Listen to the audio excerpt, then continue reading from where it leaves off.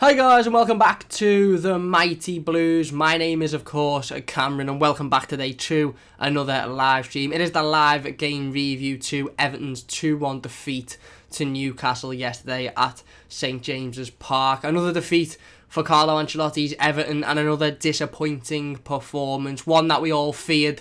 You know, when we heard Carlo Ancelotti talk in the pre-game press conference and we knew we were going to be without Richarlison and James Rodriguez and Dominic Calvert-Lewin, not Dominic Calvert-Lewin, Luca Dean and Seamus Coleman, we knew that we were going to struggle because that is a lot, if not all of our creativity taken out of the side. And we did exactly that. We struggled yesterday. Look, it was an awful first half, I think, from both teams. Not much happened in the first half, but as soon as Newcastle got that penalty and they converted it, you know, it was pretty much at that point. It was a big task for Everton and for a team that showed very little creativity in the game up until that point and weren't really pressuring Newcastle an awful lot. It was always going to be a tough task for us to get back into the game. They got the second. It seemed like game over. We come back into it in the 91st minute scoring.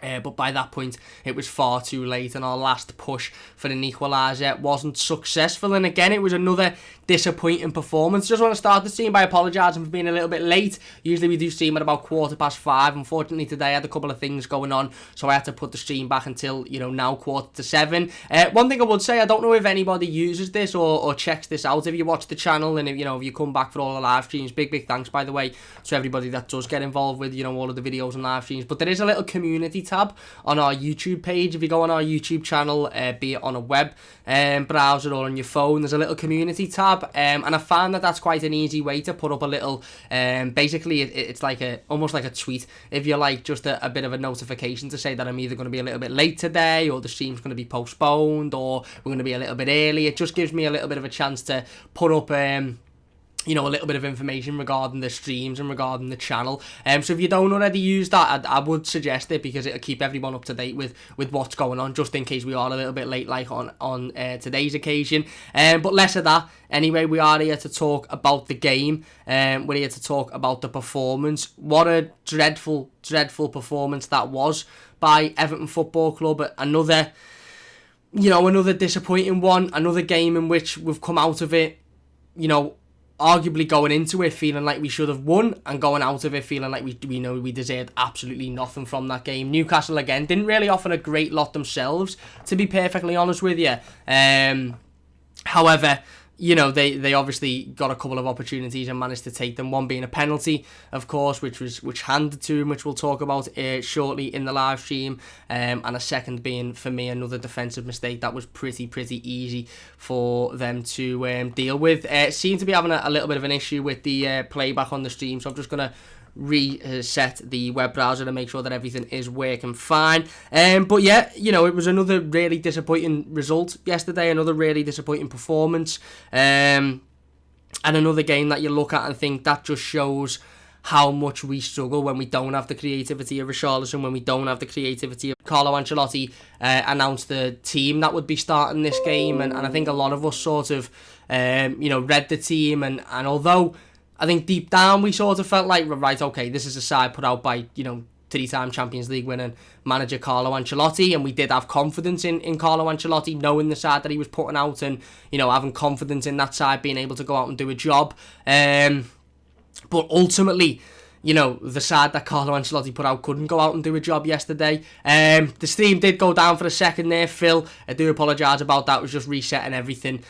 Basically, what I was just saying is it was another disappointing result. And for me, it started at 1 o'clock when Carlo Ancelotti released the team news. And again, you know, I just want to get something clear straight away now before we go any further into this live stream. Is I done a couple of tweets yesterday talking about how, for me, Carlo Ancelotti got the team wrong, he got the substitutes wrong. It was just all wrong yesterday from Carlo, and I said it a couple of times in my instant match reaction, and I was quite surprised on social media to see the amount of fans, and the amount of fans from opposition clubs as well, who were coming out and saying, oh, they're turning against Ancelotti, they want Ancelotti sacked, this, that and the other. That's not the case whatsoever. Carlo Ancelotti is the best manager Everton have had in my lifetime. He's the best manager Everton have had in decades, and he is the most lucrative Everton manager. He's the most lucrative manager Everton have ever had, possibly. certainly with what he's won and where he's been and what he's achieved. One bad game and a couple of bad decisions doesn't turn everybody against him. It's not we're not living in a world now. I refuse to accept we're living in a world where when a manager gets something wrong, you can't go out and say you got that wrong today without everybody saying, oh, you want him sacked, that's it, you've given up on him, you've turned your back on him. No, not at all. Carlo Ancelotti has put us third in the Premier League after 7 games. We'd have gone top if we'd have won yesterday. Okay, the last couple of results have been poor, but we've been without Richarlison, we've been without Luka Dean, we've been without James Rodriguez, we've been without Mason Holgate, we've been without Seamus Coleman. All of those players, with the exception of Mason, because we haven't seen him play in the Premier League this season, all of those players have been absolutely instrumental to our success. James Rodriguez, has been involved in near enough every goal that we've created and scored so far this season. Luka Dean, again, his creativity has been fantastic. Richarlison's work rate, as well as ability and creativity, has been massive. Seamus Coleman has been brilliant so far this season. So all of those players that we had out yesterday, we could not deal with having that quality out of the side.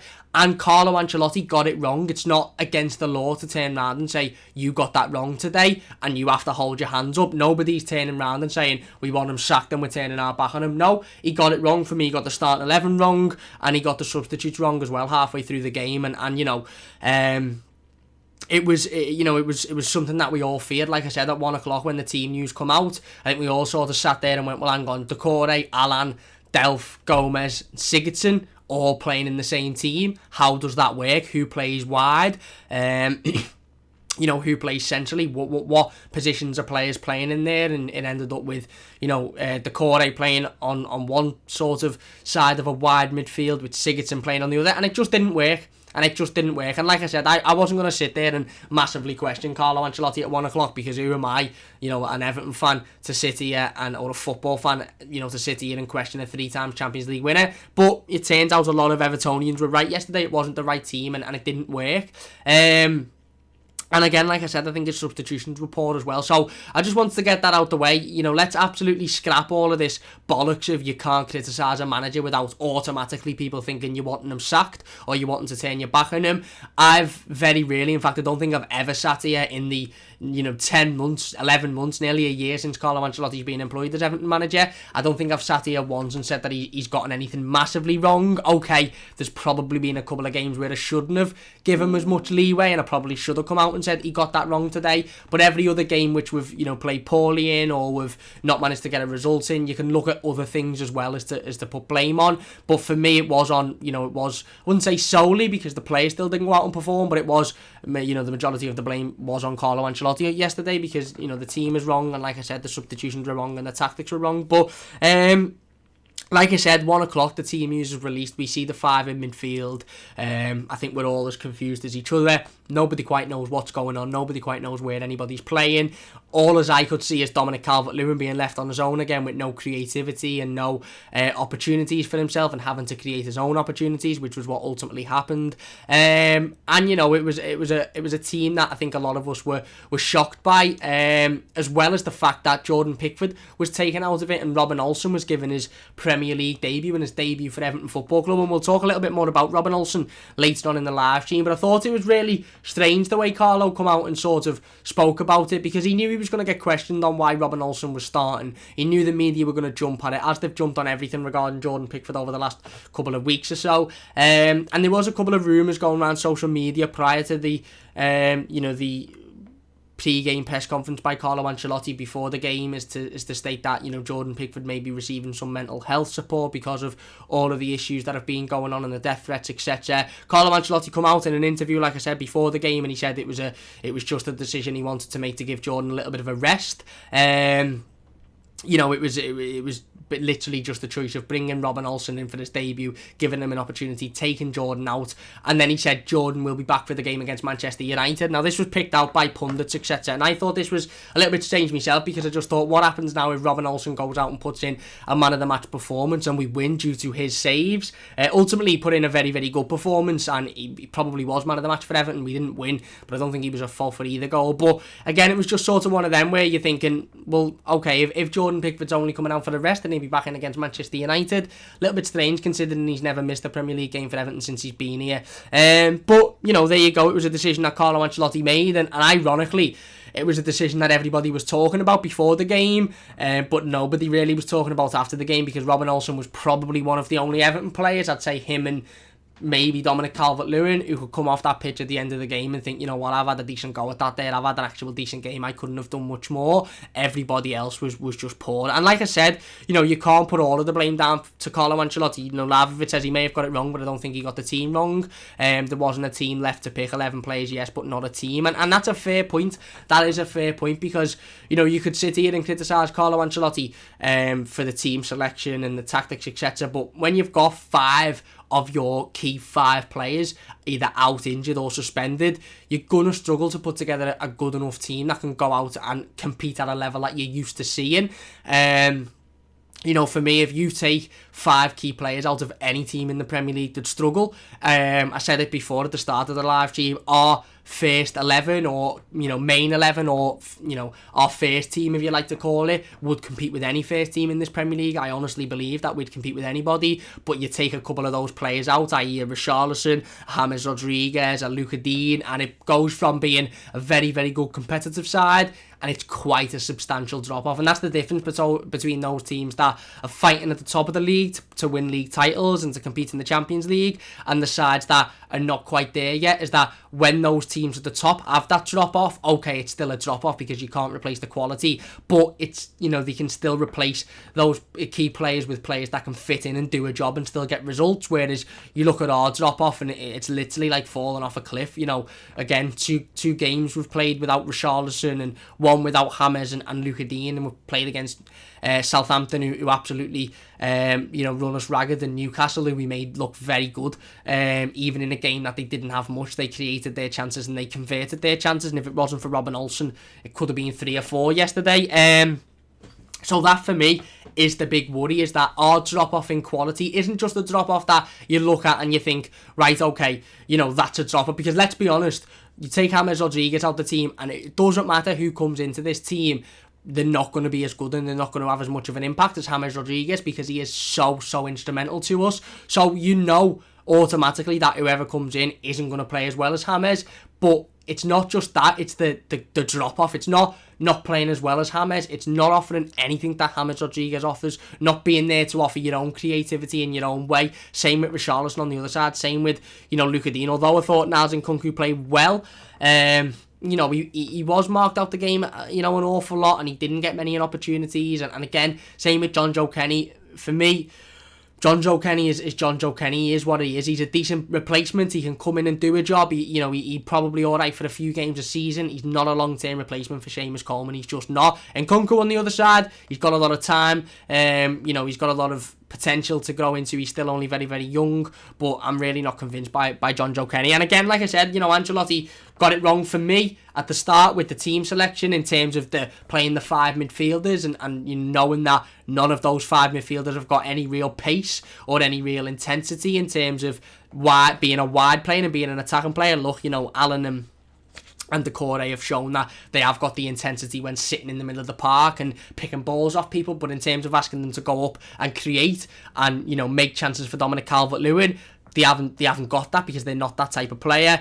Sigurdsson's proven that he hasn't got that. Iwobi's shown he hasn't got that. We know Delph hasn't got that. Gomez certainly hasn't got that. So that's where I felt Carlo Ancelotti went wrong with the team. Not because, you know, he had an awful lot of options, he didn't, but because he didn't start with any wide players, and he left Dominic Calvert-Lewin very isolated up top and left him to do a lot of the work on his own. Now, having said that, you know, it's easy for me to sit here, but other than Anthony Gordon, who's an exception, who we will talk about, there's not a lot of players who you look at the Everton bench, even the players with pace and urgency and intensity, who you look at and think, oh, he should have definitely started him, he definitely deserved to go. Bernard hasn't showed anything for me to say he definitely deserves a chance, neither has Alex Iwobi. So maybe Carlo decided to go with something a little bit different to try and just completely slow the game down and nullify Newcastle. And in a way, like I said, it sort of worked in that first half. It was a very, very poor first half. Usually we sit here and we talk about the whole game and we talk about the first half at about 40 minutes, and then we talk about the second half, and then we talk about the key bits. But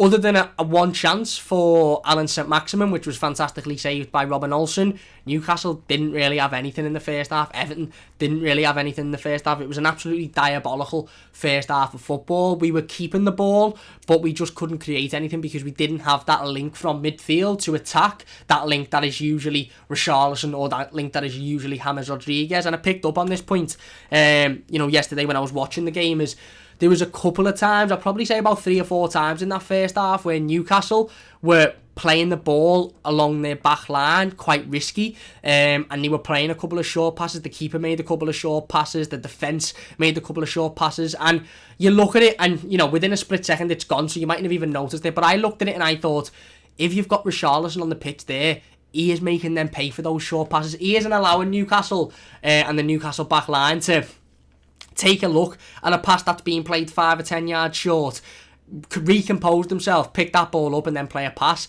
He is looking at that pass that's being played 5 or 10 yards too short, and he is getting onto it straight away, and he's nicking in through the back, and he is making them pay. And I honestly do think that if Richarlison had been in that starting 11 yesterday and he wouldn't have been suspended, we'd have had 3 or 4 clear-cut opportunities in the opening 25 minutes, because their passing was poor along the back. It was really, really poor, but it was made nothing of because Gylfi Sigurdsson seen it too late, or Andre Gomez couldn't get to it because he has no energy and he has no pace. So it was just completely void, because they recouped themselves and they got back together, and we didn't make them pay for it. But anyway, like I said, a pretty boring first half. Not much to it. If you're not enjoying, by the way, so far, please do hit that like button. It does only take a second. If you're new to the live stream as well, don't forget to subscribe. We lost a few subscribers over the weekend for some reason. I'm not too sure why, so if you could hit that subscribe button if you're new, it would mean a great deal to us. We're going to talk about the live stream schedule a little bit later on in the stream, because it is a little bit kerfuffled for this week because of certain things going on. But share the live stream on Twitter, share it on social media. Let's try and get as many people in here as possible. Let's try and get as many people in here to discuss that game as we possibly can before we put it behind us. I think we all want to put it behind us now.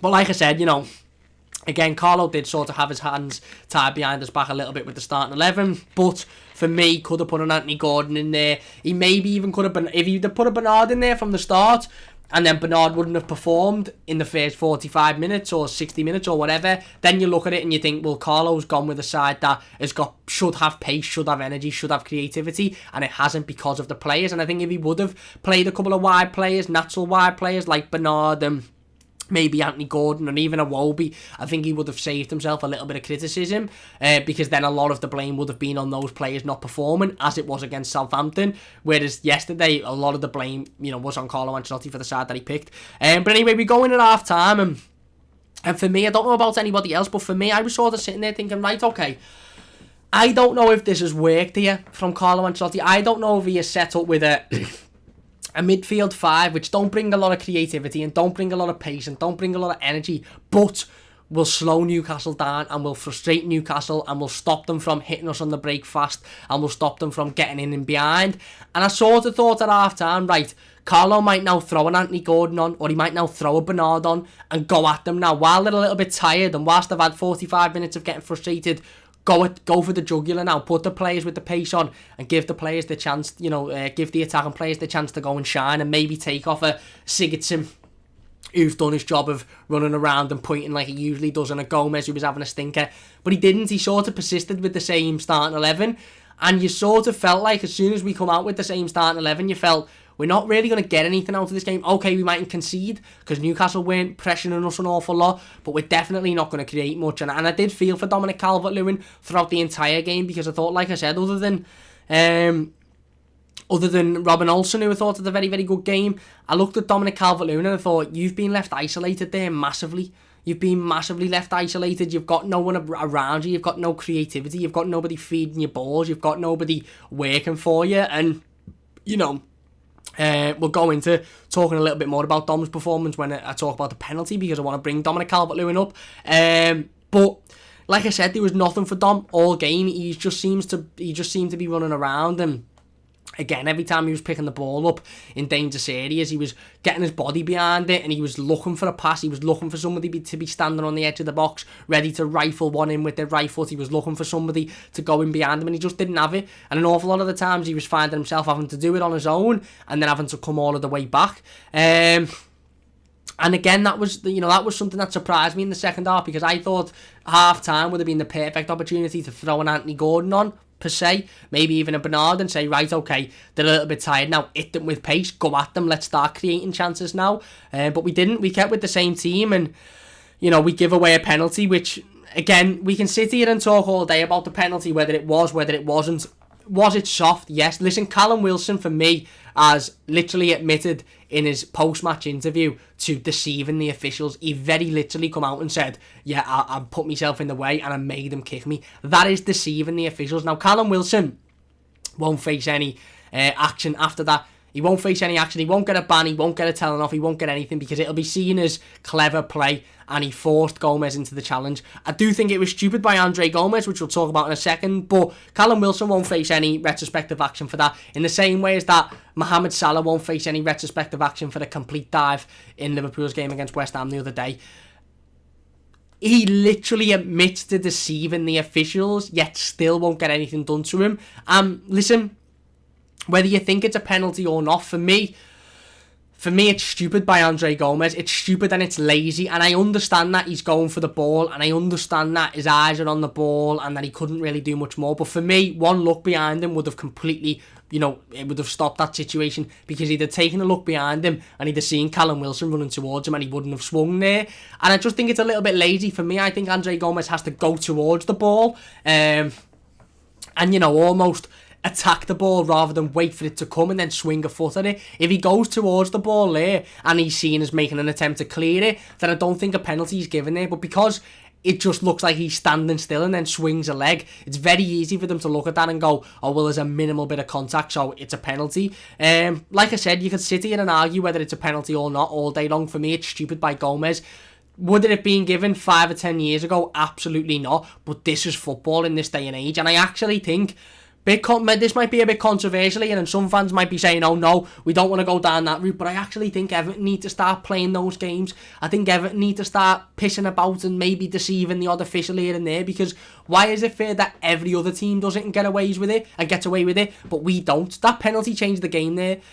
Again, on first glance, it's very, very soft. He barely touches him. In fact, he mightn't even touch him.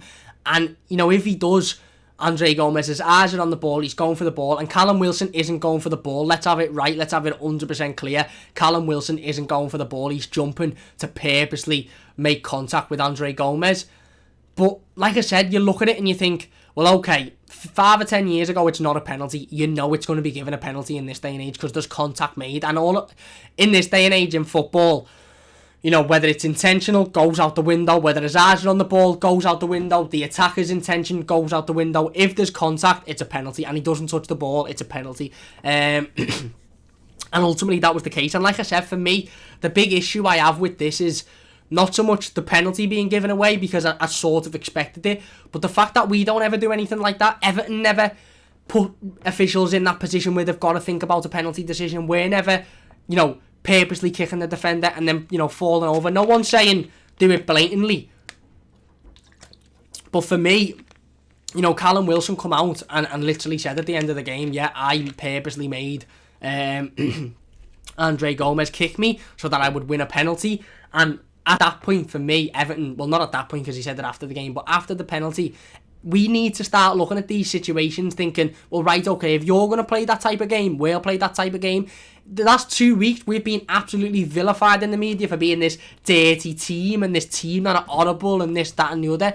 I want to be a dirty team. I want teams to come to Goodison Park or to, to host Everton and think, these are horrible bastards, watch out for these are horrible. They don't give you a minute space, they're on you. And in some ways, since Carlo Ancelotti has come into the football club in the year that he's been here, or nearly a year, we have had that little bit of bite about us. We have had that little bit of fight. We've seen players getting in the faces of referees. Now we've seen Seamus Coleman getting in the face and disagreeing with decisions. We see players throwing in challenges and trying to get the ball. We're not the nicey team that we once were.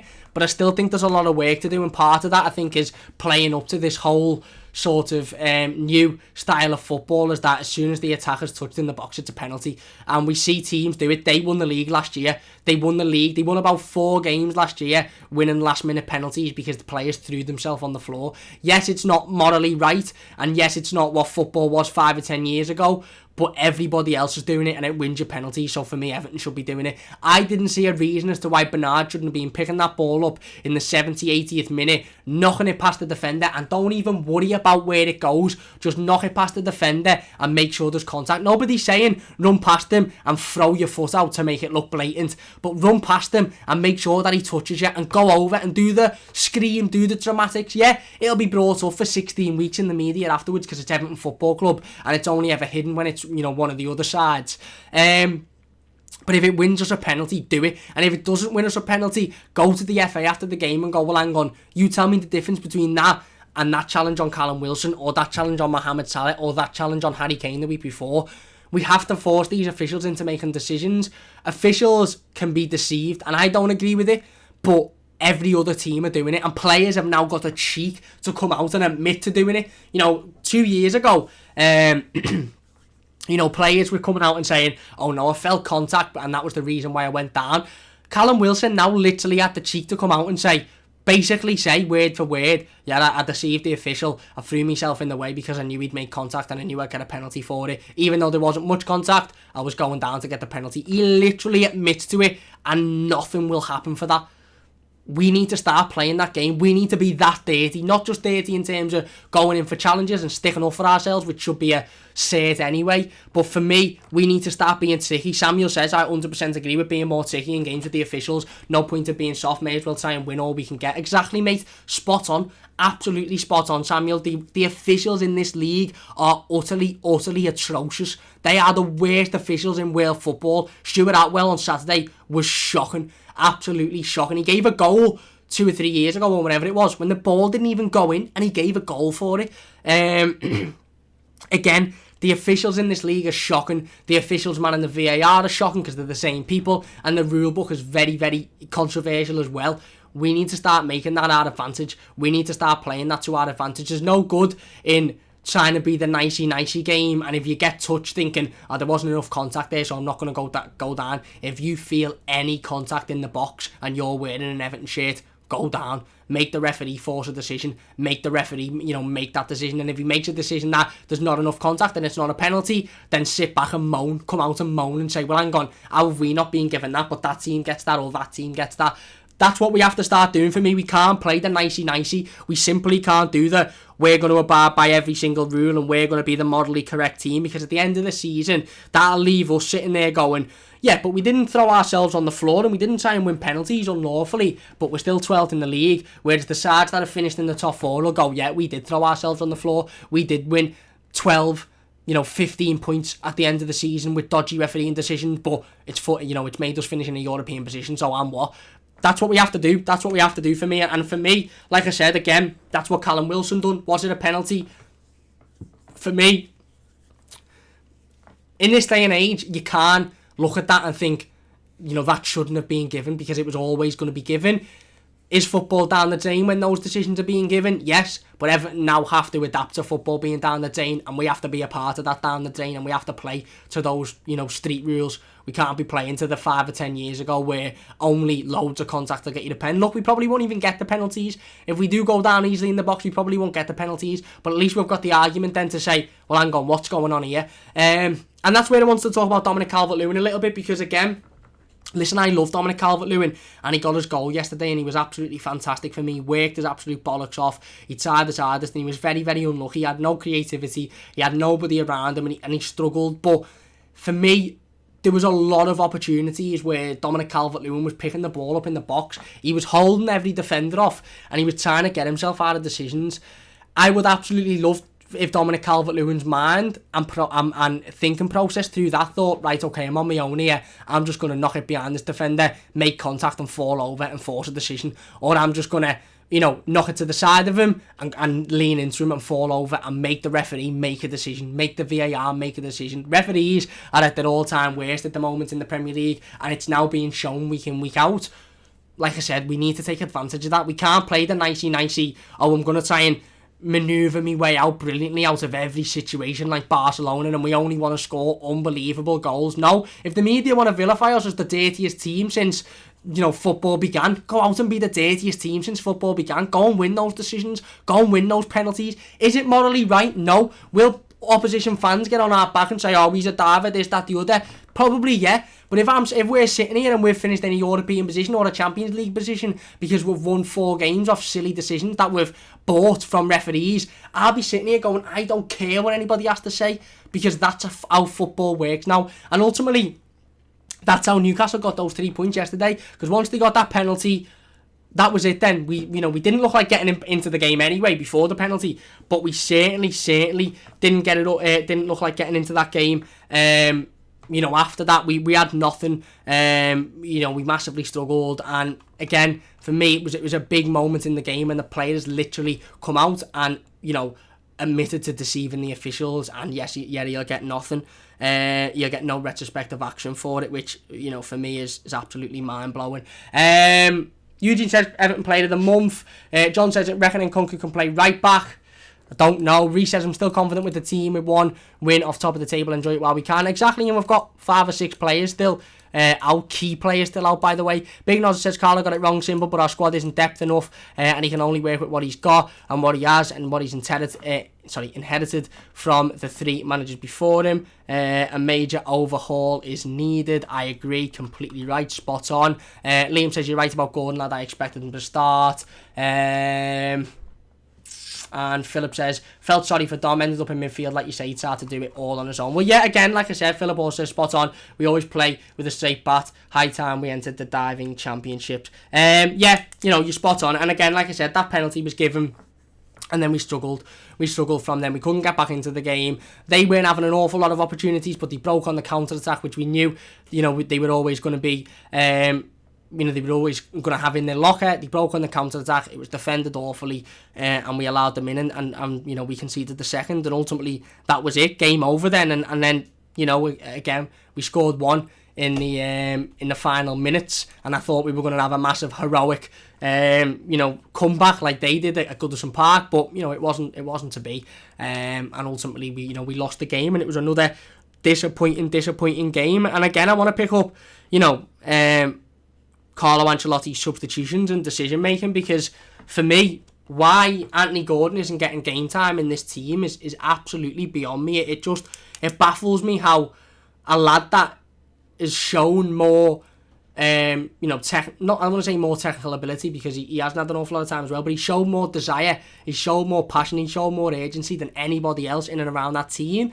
In the last couple of games, in the last couple of appearances, he's still not getting a look in, and it's a worry for me, because for me it shows that Carlo Ancelotti doesn't really trust Anthony Gordon, which is a massive worry. But I honestly don't understand how Cenk Tosun is getting a game ahead of him. I don't understand how I don't understand how Alex Iwobi again is getting another opportunity ahead of him. I don't understand how Bernard is coming on again when he has proved nothing. It baffles me a little bit, and ultimately I do feel sorry for Anthony Gordon, because you have to look at yesterday and you have to think, if he's not getting an opportunity in that game, if he's not given the chance to come on and change a game in which we looked absolutely dreadful, then when is he going to get his opportunity? When is he going to get his chance? When is he going to come in and shine and come in and ultimately be given his opportunity? And those are the questions that need to be answered by Carlo Ancelotti ultimately. And again, for me, should have been in there. He absolutely should have been in there. He wasn't in there.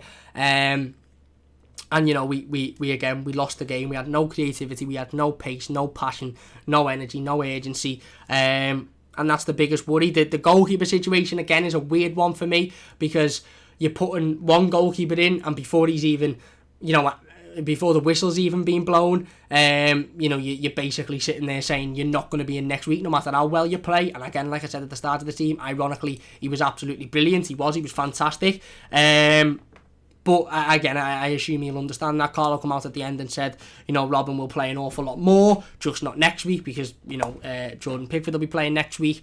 And ultimately, Again, like I said, he was probably one of the only bright sparks as well as Dominic Calvert-Lewin in that game for me, and the rest of it was shocking. And there's not much more to talk about for me. There's absolutely not much more to talk about. Listen, we can sit here and talk about the lack of creativity and the lack of flow and the fact that, you know, the likes of Gomez was absolutely atrocious, you know, once again, and for me, needs to come out the team now because he just isn't good enough. Sigurdsson, again, wasn't given his opportunity. Sigurdsson, again, didn't take his opportunity. Alex Iwobi was poor. You know, Bernard didn't do anything when he come on. It's the same stuff as last week, and again, it's for me, it's very disappointing, and again, it's the same conversations we're having, and it's the same, you know, it's the same players that we're picking out, but ultimately, another poor performance, another poor result, and, you know, we have to look towards next week now and hopefully bounce back. But, you know, we will have James back, hopefully we'll have Seamus Coleman back as well.